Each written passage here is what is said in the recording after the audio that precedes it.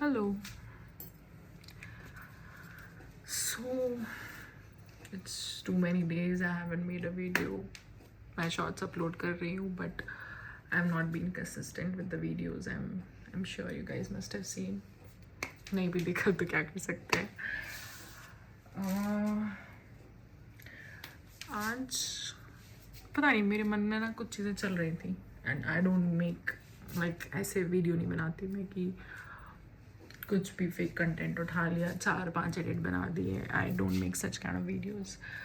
मेरे मन में जो बात चल रही होती है और जो मुझे लगता है कि these topics are important, we need to discuss them, I try to speak on those topics. तो एक्चुअली ना मैं एक मेट्रो सिटी में रहती हूँ फ़िलहाल. I work for a private company. आप सोचेंगे मैं ये बातें क्यों बता रही हूँ आपको, क्योंकि I am not disclosing of course my facts. बस एक्चुअली क्या होता है ना, आप बड़े शहर में रह रहे हो, बहुत कुछ देखते हो आप. मैं एक छोटे शहर से बिलोंग करती हूँ. यहाँ जब आप रहना चालू करते हो तो काफ़ी सारी नई लाइफस्टाइल, नई नई चीज़ें देखने मिलती हैं आपको. One of the things which I see right now, आजकल बहुत कॉमन हो गया है मेट्रो सिटीज़ में. People are living together, or maybe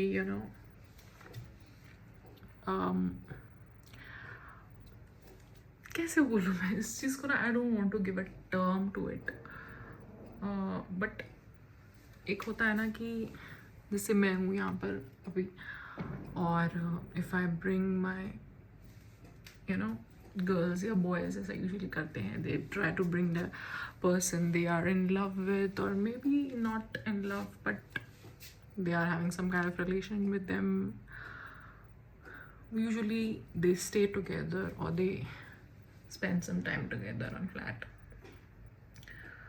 पता नहीं मुझे ये चीज़ कभी सही नहीं लगी है ना. उसका एक स्पिरिचुअल रीज़न है बहुत बड़ा. मैं प्रेमानंद जी को जब से सुन रही हूँ, मुझे इस बॉडी का इम्पोर्टेंस समझने आने लगा है. इट इज़ लाइक लोग ये कहते हैं कई बार मुझसे कि यार शादी कर लो, तुम्हारा टाइम निकला जा रहा है, इन्जॉय नहीं कर पाओगे आगे जाके, और भी बहुत सी बातें होती हैं. मैं बोलती हूँ तुमको इस शरीर का इम्पोर्टेंस नहीं है. मतलब बिकॉज टाइम निकला जा रहा है और हमारे पास कोई है नहीं, तो हर टॉम डिक एंड हैरी हमारे पास आएगा और हम अपने शरीर को यूज़ होने देंगे, और उसके बाद क्या पता एक तीसरा पर्सन आ जाए, चौथा पर्सन आ जाए, and then finally you will marry some third और fifth person in your life, and then you will think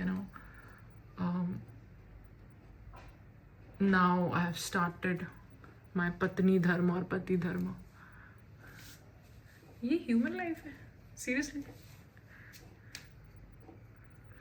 मतलब शरीर की पवित्रता में जो पावर है, हमको भगवान ने कुछ सोचकर ही चीज़ें दी हैं, है ना.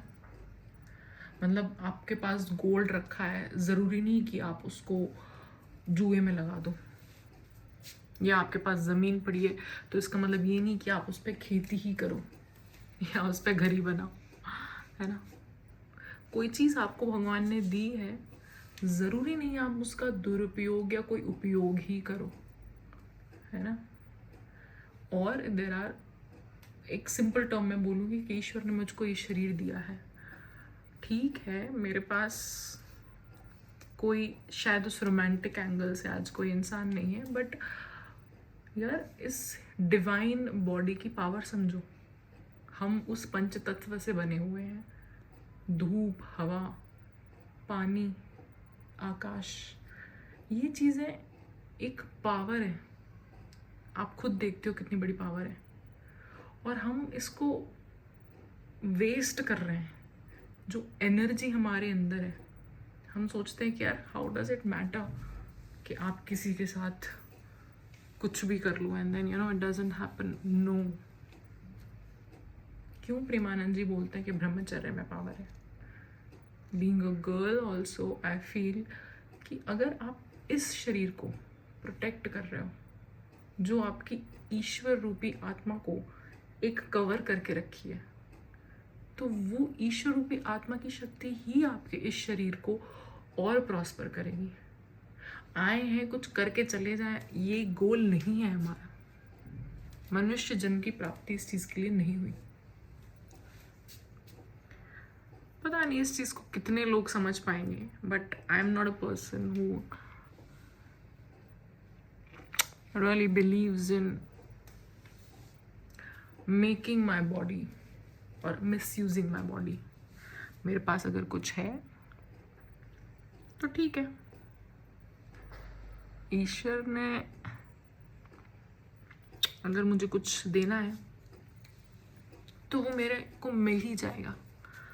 उसके लिए मुझे अपने आप का मिसयूज करना पड़े, ऐसा मैं कभी नहीं हो सकता।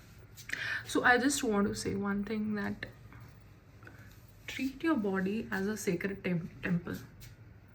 आप अगर इसकी रक्षा करोगे, अपने ब्रह्मचर्य की रक्षा करोगे, अपनी पवित्रता की रक्षा करोगे, तो जीवन में आपको ज़रूर ईश्वर आपके अच्छे कर्मों से, चाहे वो कुछ भी होना हो आपकी लाइफ में, बट ईश्वर आपको एक अच्छे स्थान पर पहुंचाएगा और कहीं ना कहीं आपको अंदर से शांति प्राप्त होगी।